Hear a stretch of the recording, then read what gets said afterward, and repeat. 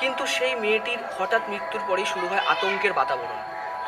শোনা যায় মেয়েটির মৃত্যুর পরেই নাকি তার অশরীরী আত্মা এই বাড়ির অন্দরমহলে বিচরণ করতে শুরু করে। বাতাসে কান পাতলেই নাকি তার খিলখিল হাসির শব্দ শোনা যেত। এছাড়া রাতের অন্ধকারে পুতুলগুলোর জীবন্ত হয়ে ওঠার কাহিনীও শোনা গেছে। বাড়ির পেছনের অংশ অর্থাৎ রেল লাইনের দিক থেকে দেখলে কিছু পুতুলের মূর্তি বা ওই জাতীয় কিছু স্ট্রাকচার এখনও কিন্তু দেখা যায়। মাঝখানের জন্য একজন রাজা বা জমিদার, তার দুপাশে দুটো নারী এবং তার দুপাশে নাকি সৈন্যরা আছে।